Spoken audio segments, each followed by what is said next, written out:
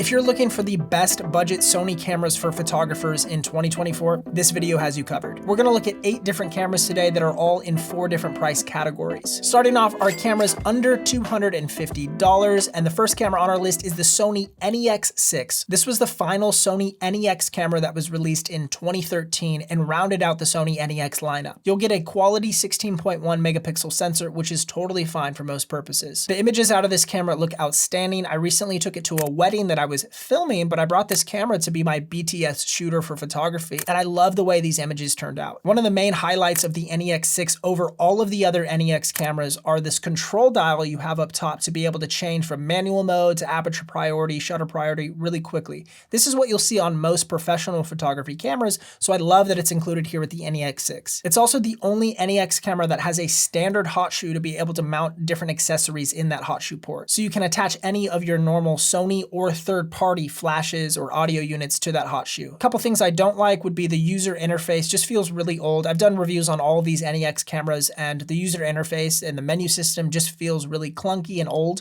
but it still gets the job done. And with the NEX6, the autofocus performance is not that incredible. It's fine. It definitely hunts for autofocus at times, but then usually locks on and you can get a good sharp image, but the speed of the AF isn't there for me. So if you're a sports shooter or someone who likes to shoot a lot of action or moving subjects, the NEX6 probably is not the best fit. The second camera on our list is the Sony NEX7. I've also done a full review of this camera on my channel. This features a 24.3 megapixel sensor, which is just a little bit higher than that NEX6's 16.1 sensor. Images here also look incredible. The raw files coming out of these higher end NEX cameras, the NEX6 and 7, look amazing. This is the only NEX camera that features this very interesting tri-wheel sort of dial system where you have 2 dedicated thumb dials on the rear of the camera to be able to change your shutter speed and your aperture. And then you have the standard ring dial on the back of the camera, and you can twist that to change your ISO. So you have 3 dedicated dials on the body of this camera, which is super uncommon. I think it's the only camera that I own that has this feature. For me personally, that tri-dial system is just fine. It's not something I'm super used to, so maybe if I use this camera more over the coming years,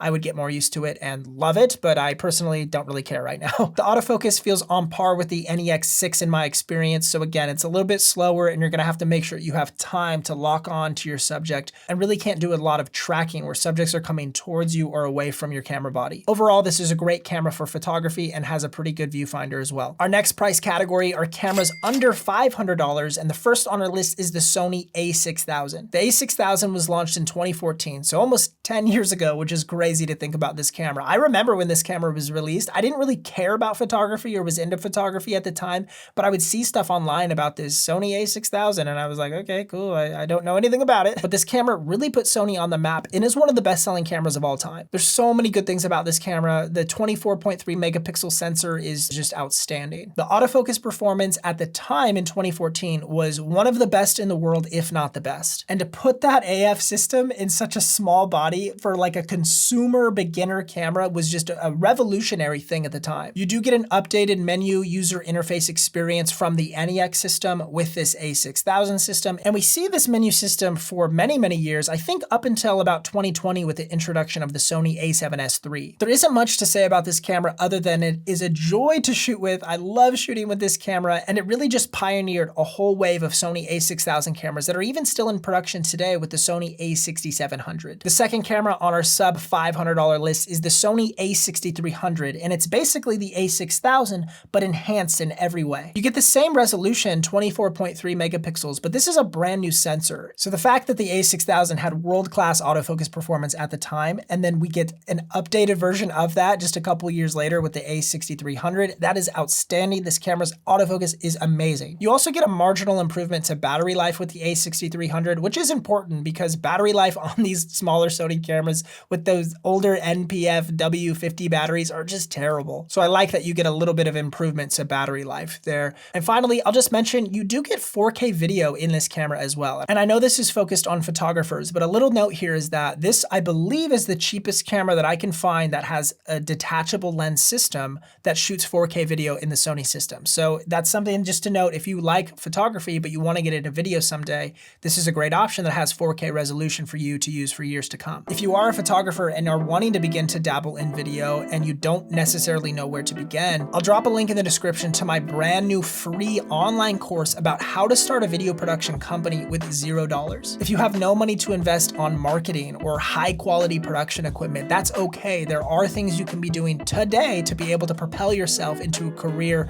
either full-time or part-time for video production, but you just have to know what skills to be focusing on and be strategic about how you use your time. This course answers so many questions to problems you will inevitably encounter in your first year of trying to start a video business. So check out that free course in the description below. Our next price category is sub $750, and the first camera is the Sony a6400. In 2024, this camera still holds its own so well, and the main reason is because of this Bionz X processor that's the same processor from the Sony A9. The A9 was Sony's sports-centered or action-centered photography camera, so we get a lot of those same features from the A9 in the a6400 as far as autofocus performance is concerned. It's crazy that we're still improving the autofocus of these a6000 lines, but the a6400 has outstanding autofocus and is even reliable enough to do some high-quality tracking for sports photography. You also get a fully flip-up screen with the Sony a6400 to be able to take photos of yourself or record yourself for video. A lot of these a6000 cameras have very similar feature sets, so I won't go too in-depth here, but just know that going from the a6300 to the a6400 is actually a pretty big leap. The next camera on our list is the first full-frame camera I'm mentioning, which is the Sony a7 II. This camera was released in 2014 and replaced the original Sony a7. There really just are a few marginal improvements to the Sony a7 II, starting with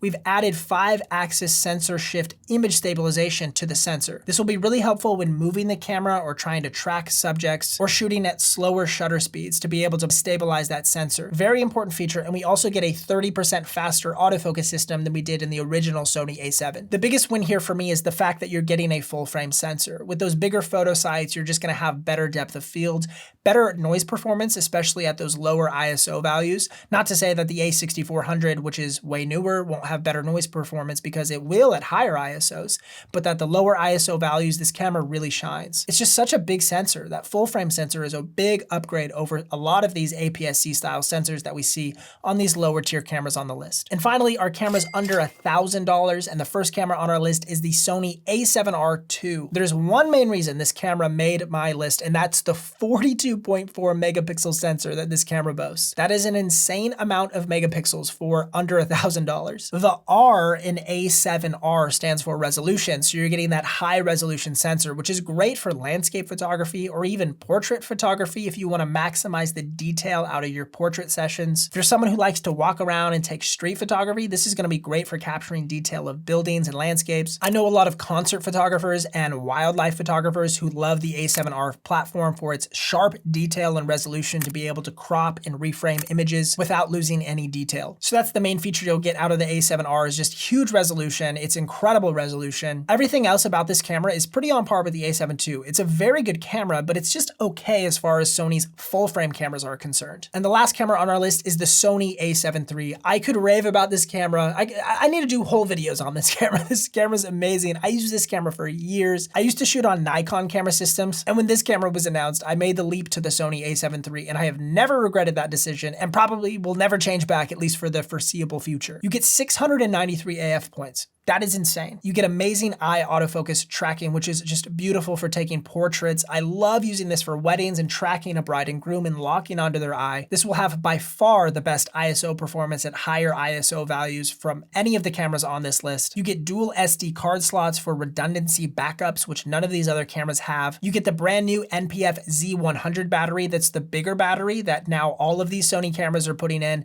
but this is the first camera really to do it, which is honestly a huge improvement to battery life. And that feature cannot go unnoticed on this list. This is the only camera that has that battery, and it significantly improves the runtime for video and how many photos you can take. You get an AF joystick on the back of the camera as well to be able to change your focus point quickly, which is amazing. I see the a7 III on Facebook Marketplace often right around $850 to $900. They're also on eBay for $999, $950, so it's right around $1,000 But if you have $1,000 to spend, you cannot go wrong with this camera for photography. There are just so many great things about it. I highly recommend this camera, 10 out of 10. I hope this video was helpful for you in making your buying decision for your first photography camera in the Sony ecosystem. If you enjoyed this video, feel free to leave a like and subscribe if you haven't already. I have a ton more videos on this channel you can check out right here. Thanks so much, guys. Much love.